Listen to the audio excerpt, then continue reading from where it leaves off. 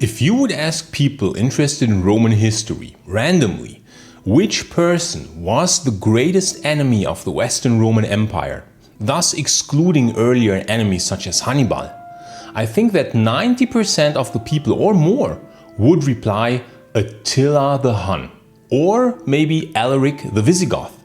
And indeed, these really were formidable enemies who inflicted a great deal of damage onto the Roman Empire and caused great suffering among the Roman population. However, what if I told you that the person who probably caused such an amount of damage to the Western Roman Empire that we could indeed say this is the person chiefly responsible for the fall of that empire was Gaiseric, king of the Vandals?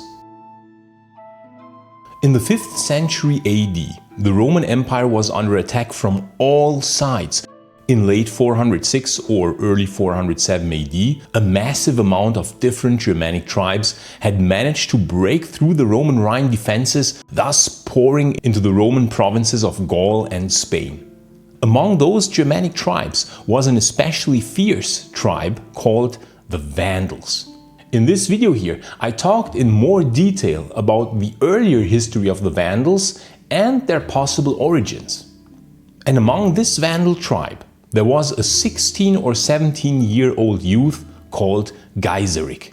Gaiseric was born in 389 or 390 AD in the region of Pannonia, so in modern-day Hungary, near Lake Balaton. With 16 or 17, therefore, he most likely was already in fighting age and quite likely already actively participated in the battles of the crossing of the Rhine frontier in late 406 or early 407 AD. And now to something different. The SPQR Shop. They make amazing rings, amazing pendants, attributes, terracottas, coin replicas. They make a lot of wonderful replicas of Roman items, and it's all 100% handcrafted. Let me tell you, the level of craftsmanship is absolutely incredible. You can even buy the one and only Maiorianus ring. And you can only get it on the SPQR Shop. But there are of course many other rings and amazing items that the SPQR Shop crafts with an incredible attention to detail. And with a code in the description, you will get a 20%, I repeat, a 20% price reduction on every purchase on the SPQR Shop. So don't hesitate and buy something nice for you or someone else as a present who also happens to like Roman history. Thanks for your attention and back to the video. The Frankish foederati, Federate soldiers fighting for the Roman Empire, actually almost repelled the Vandal attack, and many Vandals died against the Franks. Some estimates suggest very high casualties in the thousands. Gaiseric's father died in this war against the Franks, and henceforth the Vandals and the Franks were bitter enemies. But the Alani and other Germanic tribes soon joined the Vandals, and so they were able to overcome the Franks at some point, and then lastly they could pour into the Western Roman Empire's provinces Gallia and Hispania. After the death of Gaiseric's father during the battles of the Rhine crossing, Gaiseric's brother Gunderic became king of the Vandals. In the following years, the Vandals, like the other Germanic tribes that had managed to break through the Rhine frontier into the Western Roman Empire, the Burgundians, the Alani, and the Suevi, the Vandals wandered around aimlessly for a while, causing a lot of chaos and plundering land estates in their way. These Germanic tribes were always eager for loot and plunder. Lastly, the Vandals settled around 409 or 410 in the Roman province of Hispania. In the 410s and early 420s, the Vandals fought basically against everyone. Against the Suevi, against the Visigoths, and of course against the Romans, where they often, but not always, emerged victorious. Around 425, they were able to conquer Carthago Nova and Histalis, thus gaining access to the Mediterranean coast and forcing the Romans to show them how to build ships. In 428, possibly in a battle against the Suevi, Gunderic, king of the Vandals, died. It was then that Gaiseric took over the kingship of the Vandals from his brother. Gaiseric immediately decided that his people would most likely fare a better life in Africa than with the constant wars against Romans, Visigoths and Suevi in Hispania. And so in 429, the Vandals set over into Mauretania Tingitana with their entire people, ranging in the ballpark of around 80,000 people on their newly built ships. The Vandals arrived in Mauretania Tingitana and quickly took control of the region. And from now on, Gaiseric's incredible strategic genius would shine forth. Because basically every single try by the Romans to defeat Gaiseric would fail. Initially, the Vandal advance could be halted at times. The Western Roman general Bonifacius had some initial success in slowing the Vandals down and inflicting some casualties on them. But then, in 430, Gaiseric defeated Bonifacius and the latter had to withdraw to the fortified city of Hippo Regius, the same city where Augustine of Hippo lived. The Vandals besieged the city for a whole year until it finally fell in 431 and Augustine of Hippo probably died during that siege, but Bonifacius managed to flee before the fall of the city with some of his troops. In 431 then, the Eastern Roman Empire sent help under leadership of the Germanic Magister Militum Aspar. The Eastern Romans under Aspar and the Western Romans under Bonifacius united and engaged Gaiseric again in an open field battle near Hippo Regius. And insanely, Gaiseric won again, revealing his incredible strategic genius. Bonifacius later died in a battle against the other Western Roman general, Flavius Aetius, in another senseless civil war. Classic, true Roman classic, instead of uniting against the Germanic invaders, they kept fighting against themselves as well. Aspar was at least later able to contain the Vandals, but he was recalled in 434 to the east because the Huns were advancing. And so the Western Roman Empire had no choice but to make peace with the Vandals. In a treaty in 435, the Vandals received a part of the province of Africa Proconsularis and were made foederati of the empire.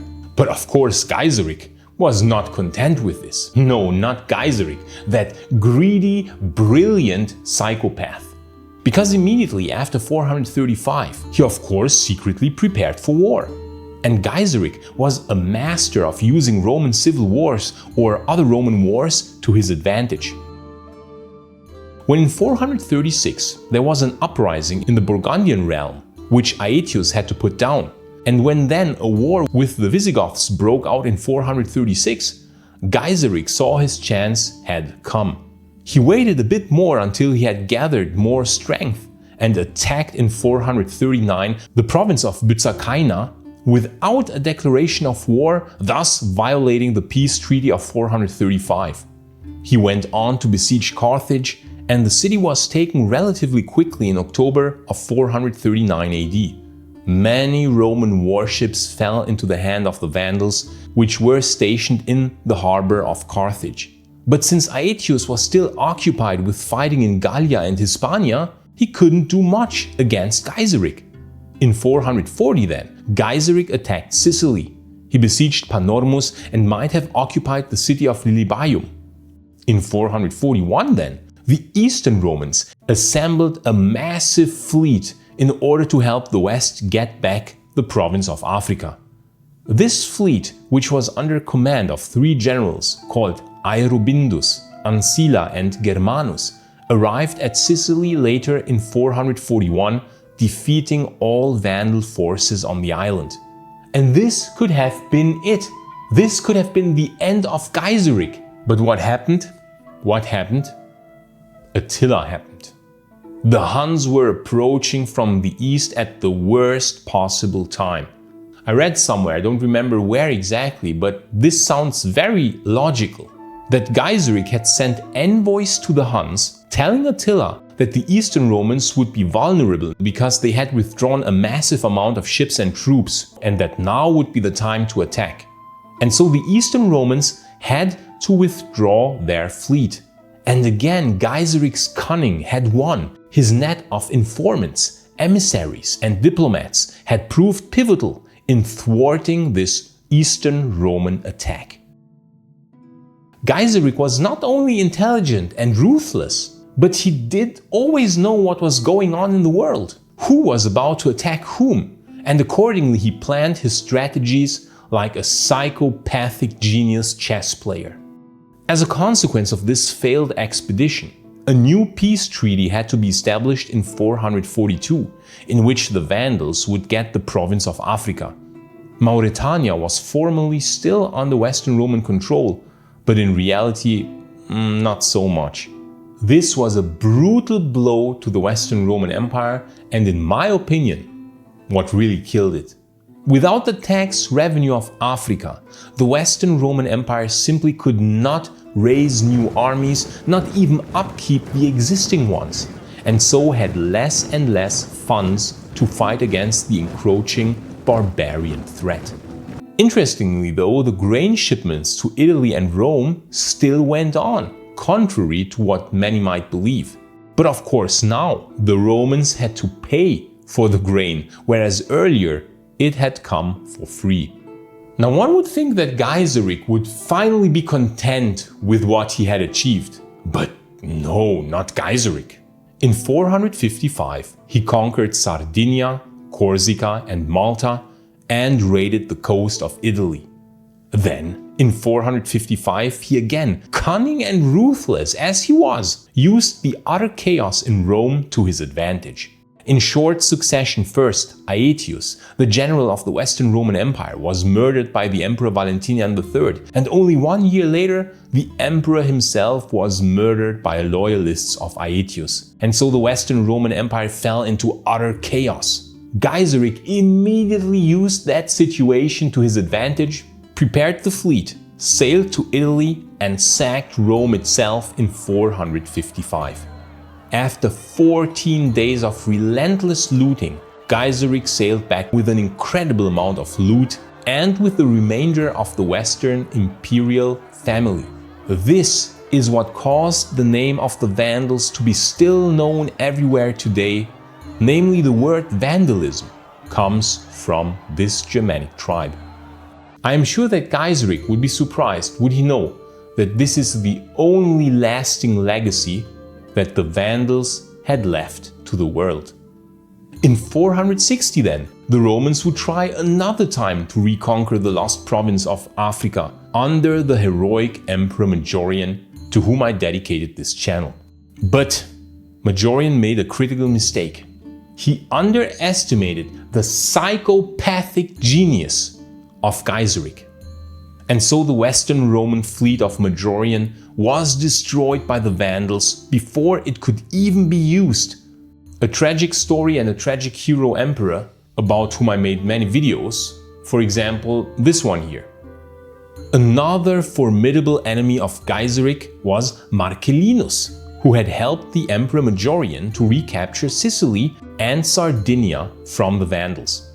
In 467, the Western Roman Emperor Anthemius tried to reconquer the Vandal kingdom with help of this Marcellinus, but the mission was aborted due to extreme weather conditions the whole summer.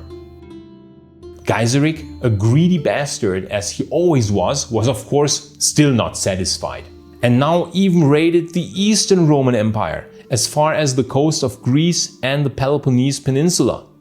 This prompted the Eastern Roman Emperor Leo I to assemble a huge fleet in order to destroy the Vandal kingdom once and for all. And this could have been again it, the definitive end of the Vandal kingdom. But of course it failed again. I talked about the reasons why this failed in this video here. But long story short, of course it was again Gaiseric's cunning. He pretended to surrender to the might of the Romans, while in reality he was secretly preparing a fleet of fire ships, and then, when the wind had turned, he launched this fleet of fire ships in a brutal surprise attack into the unsuspecting Eastern Roman fleet, which was anchored at Cape Bon in 468. And so Gaiseric had won again humiliating the Roman Empire. So, was he satisfied now? Of course not. His hatred for the Romans must have been insane. We don't know why, but he always continued fighting against the Romans, never seeming to be satisfied. And so he again raided the coast of Greece, until the Vandals were driven back under heavy losses by the Maniots at the city of Kinipolis. In retaliation, the Vandals took 500 Greek hostages and brutally murdered them. Such was the utter brutality of Gaiseric, king of the Vandals. A ruthless, highly intelligent psychopath, ever scheming and ever hell-bent on conquering and destroying. It was only in 474 that peace was established with the Eastern Roman Empire. When Gaiseric finally died in 477, this scourge of the Romans, at the insane age of 87 or 88 years, the Western Roman Empire had officially ended 1 year earlier. In his insanely long life, Gaiseric had witnessed countless battles. When he was at the Rhine border in 406, the Roman Empire was still absolutely intact. And when he died, the Western Roman Empire was no more. And he himself had played the biggest part in that fall. He had repelled 5 major tries to reconquer the Vandal kingdom. Time and time again, he had defeated the Romans. It was his cunning genius that had made the Vandal kingdom a feared power of the Mediterranean. And thus, Gaiseric, not Attila nor Alaric, was the true scourge of the Romans. If you liked this video, please consider supporting this channel via Patreon or via a YouTube membership, because it is your support which makes this channel possible. You would have my utmost gratitude. And of course, I want to thank everybody who supports Maiorianus. You people are amazing. And if you want to learn more about how Majorian tried to reconquer the Vandal kingdom, you can watch this video in the upper right corner. But if you want to learn more about why the try to reconquer the Vandal kingdom in 468 failed, you can watch the other video in the lower right corner. I say thanks again to all friends of Roman history, gratias tibiago and bene valete.